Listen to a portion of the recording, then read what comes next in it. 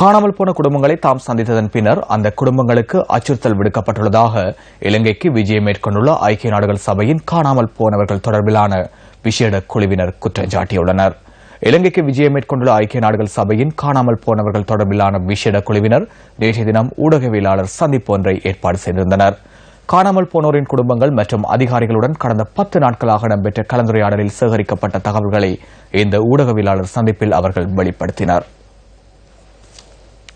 The working group is positively encouraged by the recent actions taken by this government. இந்த அரசாங்கத்தினால் மேற்கொள்ளப்பட்ட நடவடிக்கைகளை நாம் வரவேற்கின்றோம். இலங்கையில் கடந்த சில தசாப்தங்களாக பலவந்த காணாமல் போதல்கள் பாரியளவிலும் திட்டமிடப்பட்ட அடிப்படையிலும் முன்னெடுக்கப்பட்டுள்ளன. காணாமல் போன குடும்பங்களை நாம் சந்தித்ததன் பின்னர் அது தொடர்பில் அந்த குடும்பங்களுக்கு அச்சுறுத்தல் விடுக்கப்பட்டுள்ளதாக நாம் அறிகின்றோம். இது ஜனநாயக சமூகத்தில் ஏற்றுக்கொள்ள முடியாத ஒன்றாகும்.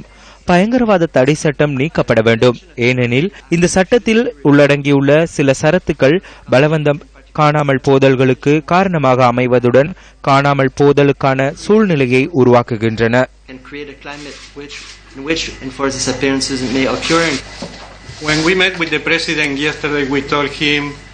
நேற்றைய தினம் நாம் ஜனாதிபதியை சந்தித்த போது எமது விசாரணைகளில் நாம் அறிந்த விடயங்களை 4 விடயதானங்களில் சுருக்கி தெளிவுபடுத்தினோம். அவை வேதனை, அவநம்பிக்கை, பயம் மற்றும் நம்பிக்கை என்பனவாகும். பாரிய புதைகுழிகள் காணப்பட்ட சில இடங்கள் மற்றும் அங்குள்ள சடலங்களை தோண்டி எடுத்தல் அல்லது மரபணு பரிசோதனைகளின் போது பயன்படுத்தப்படும் தொழில்நுட்ப வளங்கள் தொடர்பிலும் நாம் அவதானம் செலுத்தினோம்.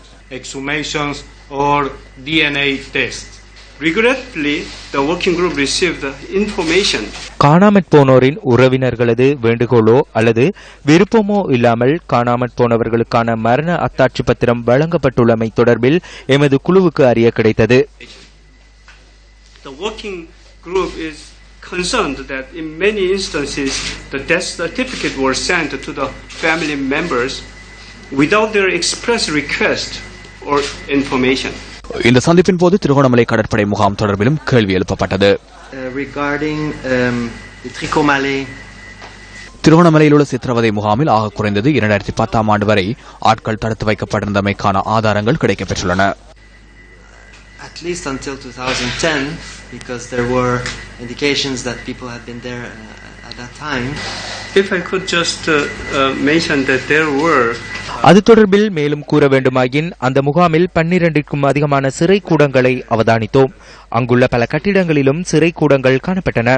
மேலும் இது எப்போது ஆரம்பிக்கப்பட்டது என்பது தொடர்பிலும் இதுவரை எந்த காலப்பகுதி வரை அவை பாவனைக்குட்படுத்தப்பட்டுள்ளன என்பன தொடர்பிலும் எமக்கு தெளிவாக தெரியாது. We don't know how long back has it started to be used, and we